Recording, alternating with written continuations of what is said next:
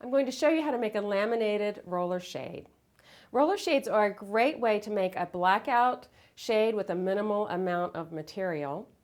And we're going to use this shade cloth, which is a vinyl cloth that has a fiberglass core.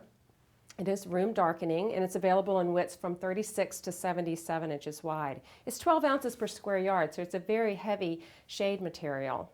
And you can use it alone. You don't have to laminate fabric to it. If you want a really quick way to make a window covering, you can just buy this, put it on the roller, and you're done. It doesn't fray or ravel, so when you cut it out, it's nice and clean.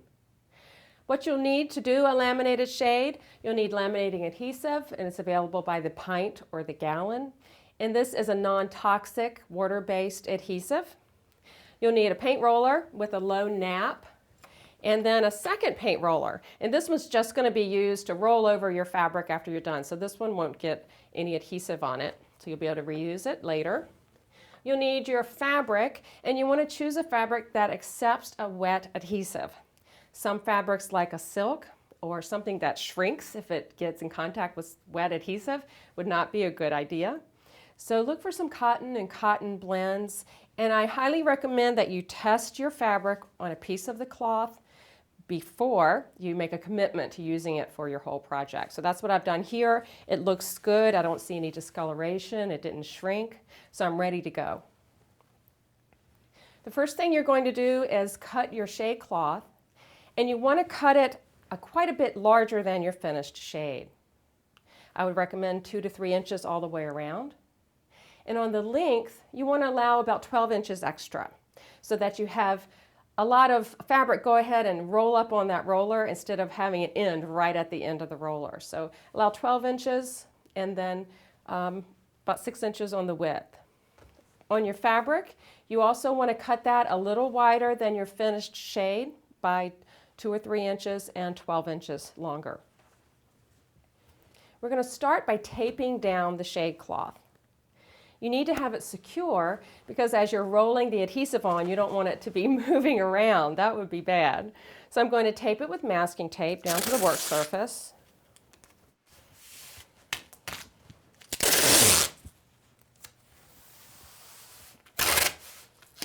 Laminated shades are a great idea for kids' rooms. There's no cords. You can put them on a roller spring or a roller clutch. And one more on the end. So that's down. And I'm going to mark a square corner before I get started, just so when I lay the fabric down, I know I'm putting it on square. So I'm using this square, and I'm just going to draw a line around the corner. Now I'm going through the steps really fast. This is just an introduction for you. We have instructions available on our website that you can print off. Instructions come with the products. And we also have a DVD that you can purchase that shows step by step everything you need to know to make a laminated shade. So I hope this tutorial will get you interested enough to try one on your own. So I have this marked. I'm going to start putting the adhesive on. You need to put quite a bit, a generous amount. I'm going to start off by just doing a nice curvy line.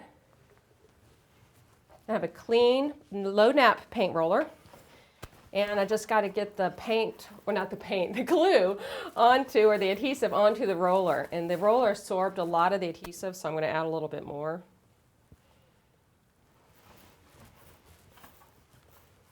I'm making a small shade here today. If you're doing larger shades, you'll want to get the gallon size. And you can put it in another container if you don't want to feel like you're holding a gallon over your project. Okay, that's getting good. The roller's getting covered in the adhesive. And the tape also helps you from getting adhesive on your table. You'll see a little bit of the glue sort of bubbling up and sort of resisting the shade cloth. That's okay. As the glue starts to dry, it'll get tacky. And that's when you know it's ready to put the fabric down. And you can start to hear it a little bit getting a little stickier and tackier.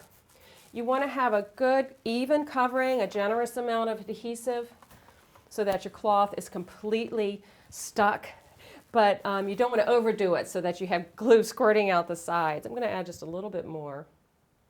It'll get an overall texture that you'll be able to recognize as you're working with it.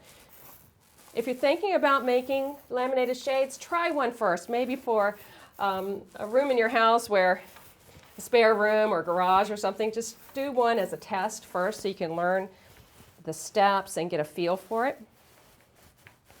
But this is starting to do good now. The adhesive is getting nice and even. I can feel it slightly drying a little bit, getting a little bit tacky. And that looks good.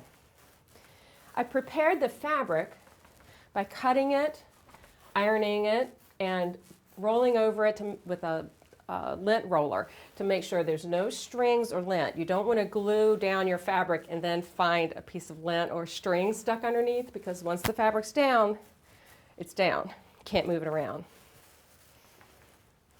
Okay, that looks good. I'll put that aside for now and lay the fabric out. I've squared off one end. I have that square line here. I've rolled it up on a tube. I'm going to put the lid on the glue so I don't knock that over and make a mess like that. Okay, I'm going to line this up at the bottom with the square end and the square mark, and then start rolling it out. Making sure I don't get any wrinkles. You can't seam fabric when you're doing a laminated shade, so you are going to be restricted to the width of your fabric. You can railroad your fabrics if you'd like a wide shade, but again, your length is restricted by the size of your fabric. Okay, now I'm ready to roll over it with a dry and clean paint roller. Now you can use any kind of roller that is firm and clean and flat.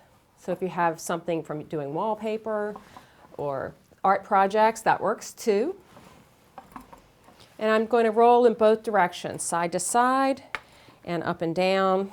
And on a large shade, you'll even want to go at a diagonal, just to make sure that all the glue is in contact with your fabric.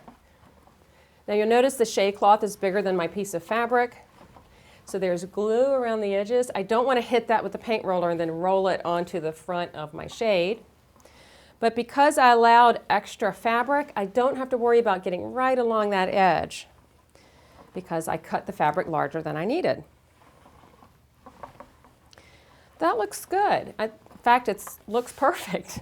So I'm going to let this dry. You need to let it sit overnight. So this is a great project to do at the end of the day. And then when you come back in the morning, you'll have one finished like this. So this one has sat overnight. And I need to lift it off the table, so I have to pull up the tape.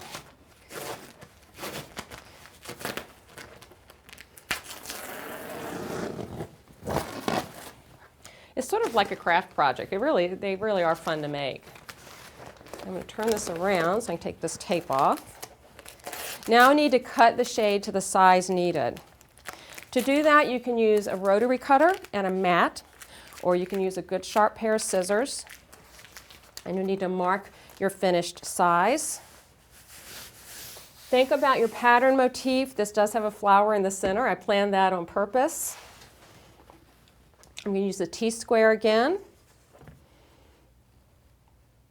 And I'm using a disappearing pen to mark the shade, because when I cut it, I might not cut it exactly perfectly. If I did a marker or a pencil, you might still see it after the fact.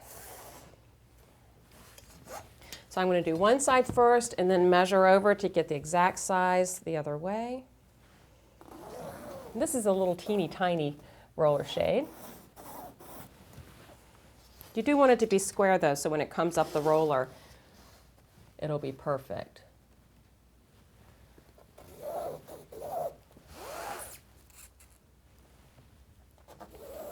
I'm going to check it this way as well to my size.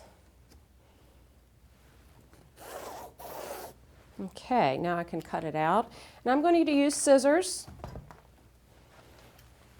And you'll see how clean this edge looks because I had adhesive that went all the way across.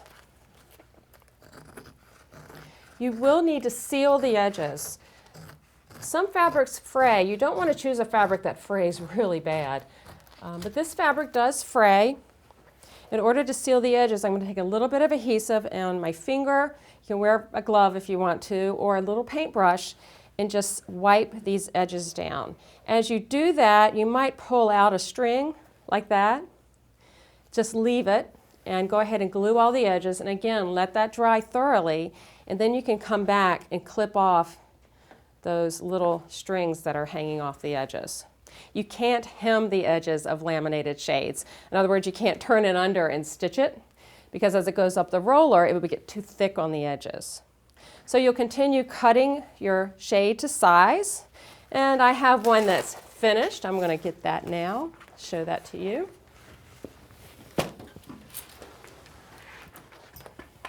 So there's the finished laminated shade.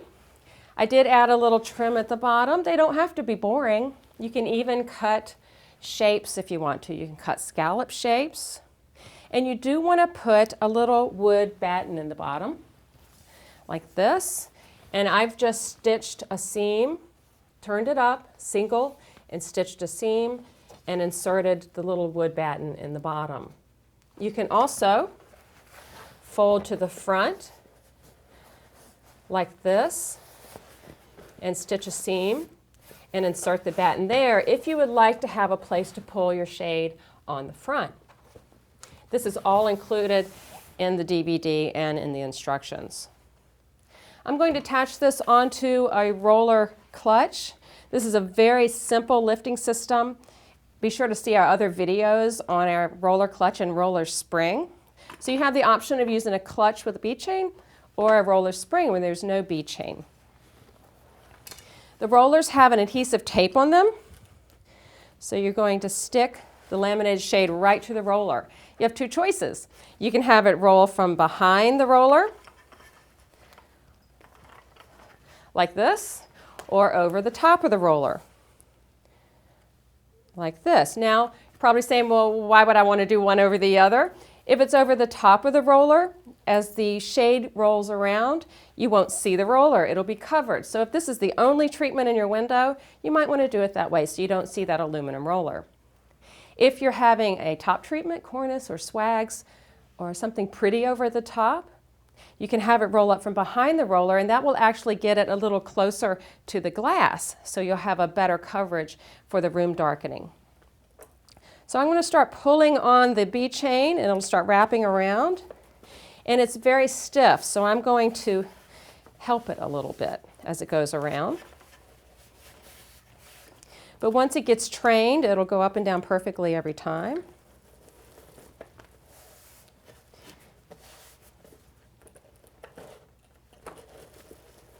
And you can mount the brackets for your rollers. I had just put it under a board here for demonstration, but you can mount it right into your window trim or frame, or you can put them under a board and mount another treatment on top. So I think this is a really pretty little laminated shade, and I hope you'll try making laminated shades too.